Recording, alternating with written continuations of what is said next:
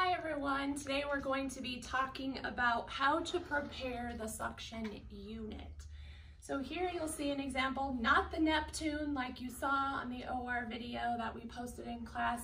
This is more of the antiquated version. This is the one that we have in class, so we're going to go over it. Basically functions the same way. There's a couple of supplies that I have here. First, this is called the suction tree.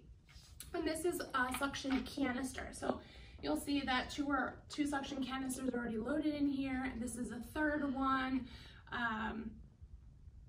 So there's some different types of indications on the lid here.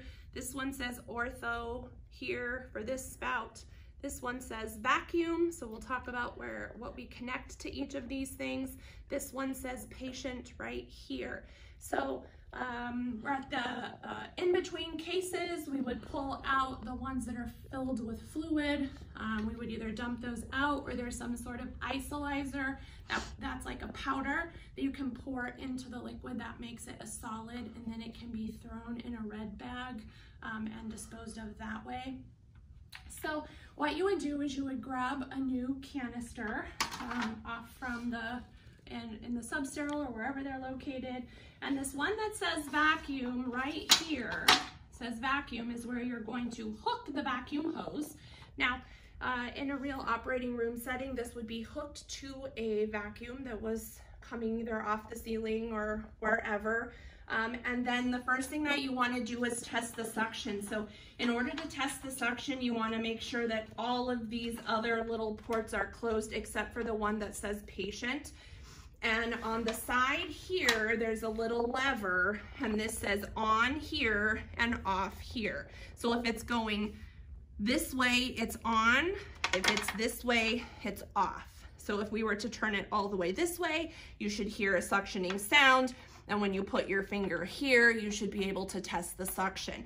Now, if the surgeon wants the suction to be adjusted so that there's less or more of a suction, then we could essentially turn this guy closer to off or more to on to regulate that. All right, but you're gonna test the suction here, make sure it's suctioning, all right? So once we, so this is all that we have to do, all right? Now, once we get scrubbed in as the surg tech, we're gonna have this suction tubing on our field. This is a pretty standard thing that we're gonna have, and both ends are the same, so it really doesn't matter which one we're gonna throw off, but we're going to throw off one of the ends to the circulating nurse. Now we're in the sterile roll, so we would hand this off to the circulating nurse, and they're going to grab the end of that, and they're going to hook this where it says patient. All right. And then on our side, as the surg tech, we're gonna hook the suction tip on. This is called a yank-hour suction tip, all right? And so if it needed to be adjusted, typically we just leave it going full blast, but if the surgeon wants it adjusted, then the circulating nurse would be the one to do that if we're in the sterile roll. On the threaded discussions, there are some questions about where does this fluid go after it's been suctioned off from the field. So there's typically an area, a soiled utility room that's in the department. If it was the Neptune is a very fancy suction system that has a docking system.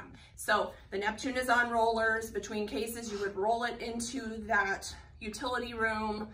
It kind of locks on to the docking system. It offloads the fluid, takes it away to some magical place, and it also goes through a cleaning cycle, and then you, when it was done, you would just pull it away from the docking system, bring it back to the operating room. However, with these, it's a little bit different, and it's a little more dangerous. When we're done with surgery, what we're gonna do is, once we're not sterile anymore, somebody is going to pull this canister out, make sure that these are pushed into place.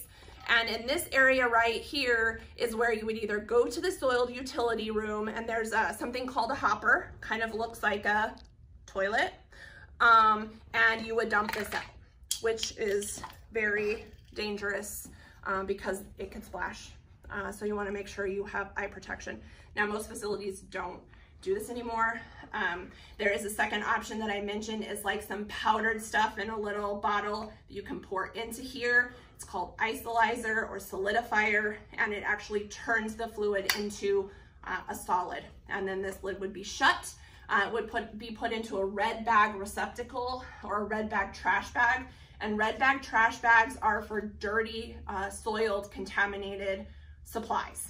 The difference between clean trash and red bag trash is that red bag trash is, the facility gets charged for red bag trash per pound. So if it's not dirty or soiled, we don't want to be using the red bag trash.